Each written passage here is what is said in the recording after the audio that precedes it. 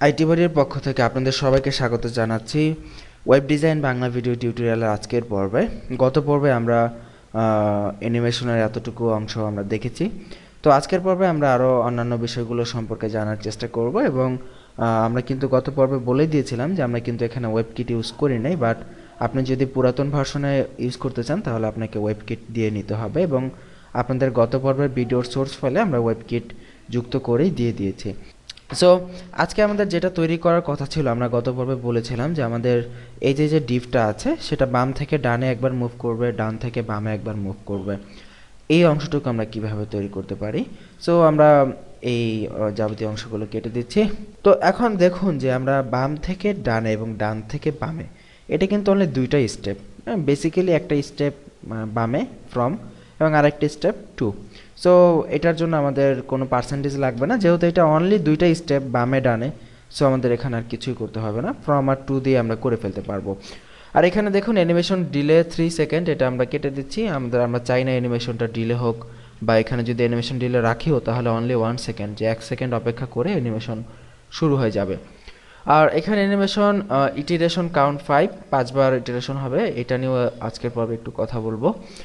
আর এখানে একটি জিনিস আপনাকে যেটা মাথায় রাখতে হবে, যদি আপনি চান আপনার ডিভটা, আপনি যে ডিভটাকে অ্যানিমেট করাতে চাচ্ছেন, এই ডিভটা যদি মুভ করাতে চান একই পেজের মধ্যে, দেন আপনাকে পজিশন ইউজ করতে হবে। দেখুন, পজিশন হচ্ছে এমন একটি ট্যাগ CSS এর, যেটি দিয়ে আপনি কোনো এলিমেন্টকে আরেকটি এলিমেন্টের সাপেক্ষে পজিশন ফিক্স করতে পারেন।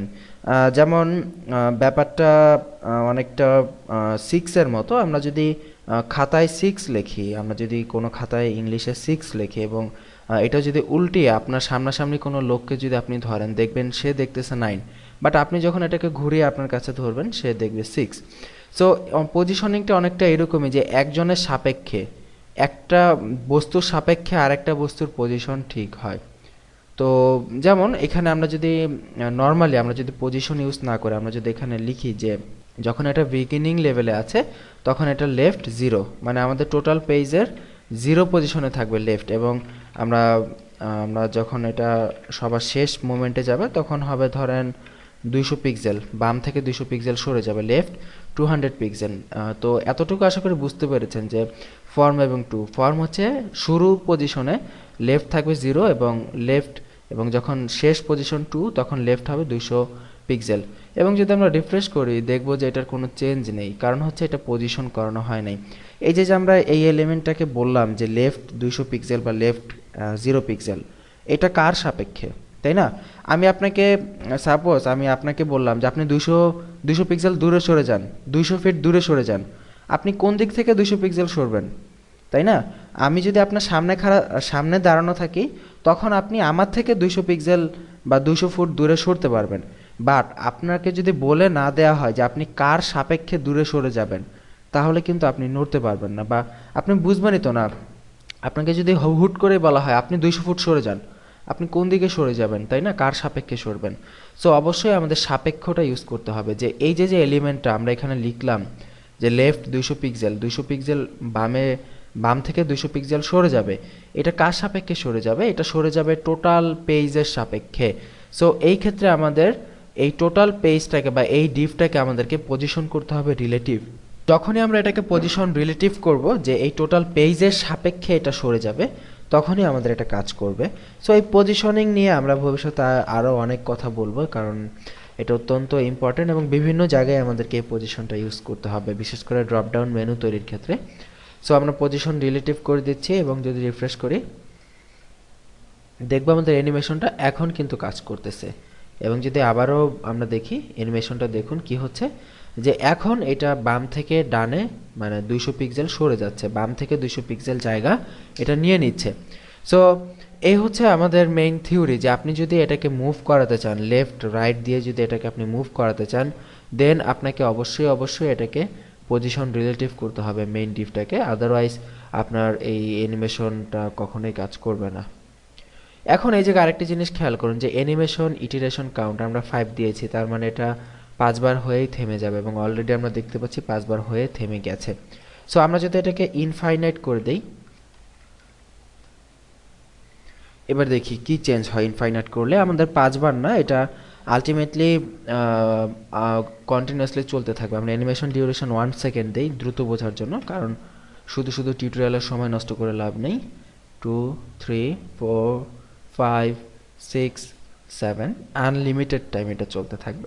সো এখানে আমরা ইটারেশন টাইমিংটা আনলিমিটেড বা ইনফাইনাইট করে দিতে পারি, যাতে করে এটা কন্টিনিউয়াসলি চলতে থাকে। তো এটাকে যদি আমরা একটু স্লো করি এবং যদি একটু খেয়াল করি যে দেখুন অ্যানিমেশনটা হচ্ছে, বাম থেকে ডানে তো যাচ্ছে ঠিকঠাক মতোই, কিন্তু ফিরে আসতেছে কিভাবে, হুট করে দেখুন লাফ দিয়ে ফিরে আসতেছে। সো আমরা এটা চাই না, আমরা চাই স্মুথলি ডানে যাবে আবার স্মুথলি বামে আসবে। তো সেটা করার জন্য আমরা এখানে একটা অ্যানিমেশনের ধর্ম বা ডিরেকশনটা কীভাবে হবে আমরা সেটা এখানে দিয়ে দিতে পারি। অ্যানিমেশন ডিরেকশন ডিরেকশন আমরা দুইভাবে দিতে পারি। জেনারেলি ডিরেকশনটা নর্মাল অবস্থায় থাকে, এবং আমরা যদি এটাকে অল্টারনেট ডিরেকশন দেই, অল্টারনেটের মিনিং হচ্ছে এটা শুধু একদিকে যাবে না, এটা আবার রিটার্ন একইভাবে ফিরে আসবে। দেখুন এখন দেখুন যে এটা শুধু একদিকেই যাচ্ছে, এটা অল্টারনেট ওয়েতে ফিরেও আসতেছে। সো এই ডিরেকশন দিয়ে আমরা নির্ধারণ করে দিতে পারি যে অ্যানিমেশনটা যাবে কিভাবে, আসবে কিভাবে। এবং আমরা যদি এখানে অল্টারনেট ইউজ না করে আমরা যদি রিভার্স ইউজ করতাম তাহলে কি হতো, এটা কিন্তু দেখুন উল্টাভাবে কাজ করতেছে। এখন কিন্তু ডান থেকে বামে আসতেছে স্মুথলি, বাট যাওয়ার সময় কিন্তু দৌড় দিয়ে যাচ্ছে। এটা হচ্ছে আমাদের রিভার্স মোড। সো এই হচ্ছে অ্যানিমেশনের আমাদের বেসিক থিম। আমরা এখানে অল্টারনেট করে দিচ্ছি। অল্টারনেট করলে যেটা সুবিধা হবে, স্মুথলি ডানে যাবে বামে আসবে, আমরা আমাদের ইচ্ছা মতো আমাদের এটাকে চেঞ্জ করতে পারবো। তো আশা করি বুঝতে পেরেছেন যে এই কিভাবে এটাকে আমরা মুভ করতে পারি অ্যানিমেশন প্রপার্টির মাধ্যমে। তো আগামী পর্বে আমরা আরেকটা জিনিস দেখব, এবং সেটা আপনাদেরকে এই পর্বের হোমওয়ার্ক। আগামী পর্বটা দেখার আগে আপনারা বাসায় এই কাজটা প্র্যাকটিস করবেন। এই যে ডিপটা বাম থেকে ডানে মুভমেন্ট করতেছে এইভাবে বাম থেকে ডানে, বাট আমরা চাই এটা বাম থেকে ডানে তো মুভমেন্ট করবেই, এটা ফার্স্টে বামে আছে, তারপরে এটা ডানে যাবে, তারপরে এটা নিচে আসবে, তারপরে এটা আবার এখানে আসবে, তারপরে এটা আবার এখানে যাবে, তারপরে আবার এখানে যাবে। দ্যাট মিন্স এটা এইভাবে, তারপরে এইভাবে, তারপরে এইভাবে, তারপরে এইভাবে কন্টিনিউয়াসলি সে চারদিকে এইভাবে ঘুরতে থাকবে। এইটা হচ্ছে আপনাদের আগামী পর্বের হোমওয়ার্ক। আগামী পর্বটি দেখার পূর্বেই আপনারা এটা ট্রাই করে ফেলুন। যদি সফলভাবে করতে পারেন তাহলে মনে করবেন যে আপনি খুব ভালোভাবে শিখতে পারতেছেন, আর যদি না করতে পারেন তাও প্রবলেম নেই, আমরা আগামী পর্বে সেটা করে দেখিয়ে দিব। তো সেই পর্বের আমন্ত্রণ জানিয়ে আজকের মতো এখানেই বিদায় নিচ্ছি। ভালো থাকবেন সবাই, সুস্থ থাকবেন।